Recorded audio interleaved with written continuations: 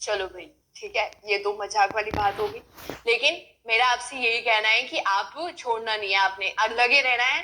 लेकिन देखो, अगर लगे भी वही रह सकता है जिसका सच में पढ़ने में मन होगा, क्योंकि हर इतने अच्छे से, मतलब अगर मैं कहूँ इतना पेशेंस को रखकर मेहनत करना उसी के बस की बात है जिसका सच में पढ़ने में मन होगा। आप दूसरे को देखकर ठान सकते हो कि मुझे भी सरकारी नौकरी चाहिए, मैं भी जेई का एग्जाम देता हूँ, मैं भी ए का एग्जाम देता हूँ, लेकिन जब तक आपके मन में खुद से नहीं होगा ना पढ़ाई के लिए, तो तब तक आप पेपर तो निकालना, मतलब ये बहुत लंबी प्रोसेस आप समझो। आपके मन में ही खुद नहीं है कि आप निकाल सकते हो, या आपके अंदर यही नहीं है कि आपको कुछ नई चीज सीखनी है, मेहनत करनी है, हार्ड वर्क बेसिकली वो नहीं है, तो फिर नहीं निकलेगा, कभी नहीं निकलेगा। फिर दूसरे को देखकर थोड़ी ना इन्फ्लुएंस होता है इंसान, अपने से होता है। तो आप तो मतलब पहले तो देखो, कोशिश करना कि प्राइवेट सेक्टर में अपना पाथ ही मत बढ़ाओ अगर आपको लगता है कि आप नियर अबाउट पहुंच रहे हो।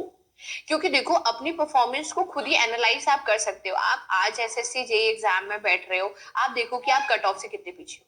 आप राजस्थान जेई में बैठो, पढ़ के जाओ, ऐसे नहीं कि खाली देख रहे हैं कि भाई हम कट ऑफ से कितने पीछे हैं, यूं काम नहीं चलेगा। अपना 100% आपने जाके देना है, तब आपको पता लगेगा कि आप कितने पीछे हो। यूं ही मुंह उठा के चले जाओगे तो फिर तो पीछे ही हो आप, फिर तो कोई मतलब ही नहीं बनता। तो आप देखो कितने पीछे हो, और ध्यान रखना, जब आप नियर अबाउट पहुंचने वाले हो तब जाकर कभी भी मत छोड़ना।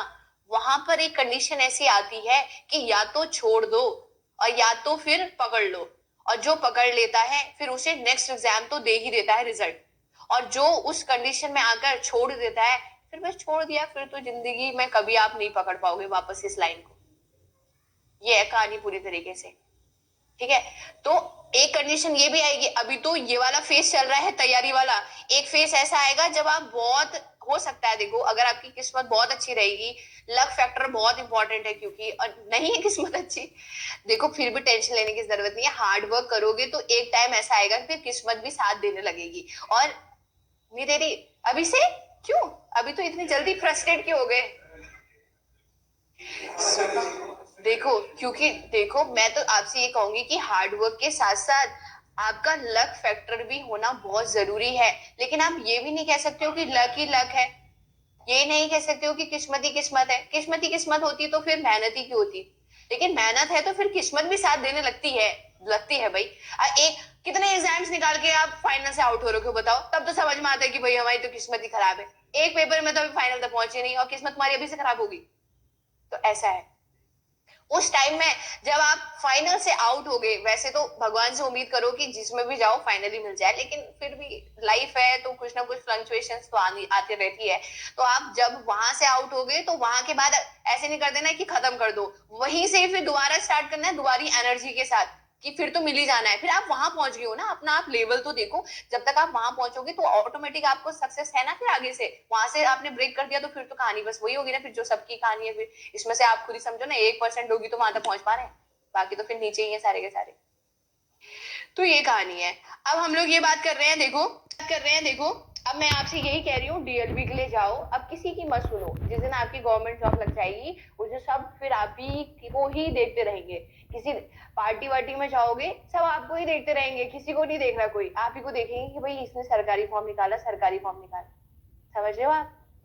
एक क्लर्क की भी इतनी रिस्पेक्ट होती है, आप खुद ही देखते हो कि इसने भाई सरकारी पेपर निकाला है, बस सब उसकी ओर को देख रहे होते हैं। रिश्तेदार में 4 लोगों के सामने बैठोगे, इसने निकाला है, बस खुशी से वैसे ही बैठ जाओगे, आप भूल जाओगे अपना संघर्ष सारा का सारा।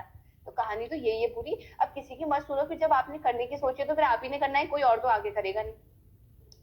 तो जब आप डीएलबी एएन के लिए जा रहे हो तो आप डीएलबी एएन के लिए अपना फुल 100% अपना दो आप वहां पे। और जब 100% दोगे तो ही रिजल्ट की उम्मीद करो, यूं ही नहीं लगती भाई, यूं ही नहीं लगती है। तो अब आप या तो पेपर लीक की सोच लो फिर, अरे भाई उसमें भी तो, मतलब ओवरऑल चल तो यही कहानी रही है, लेकिन इसके बीच भी तो कोई निकल के आ रहा है ना आपके सामने, कि आप देख रहे हो कि भाई ये तो साथ में पढ़ता था यार, इसका भी हो गया, हो तो रहा है ना। तो आपको, हाँ तो वही किस्मत है बस, तो वही उसी भीड़ में आपको अपनी जगह बनानी है। अब करना तो पड़ेगा भाई। देखो, अब आप जिस चीज से रूबरू हो उस चीज से हम भी रूबरू हैं, लेकिन आपको पता है कि उसी उसी भीड़ भाड़ में, उसी में ही तो ये सीट, और क्या हो रहा है? चलो ठीक है, अब इतने नेगेटिव मत हो भाई, अभी तो आप स्टार्टिंग फेज में हो।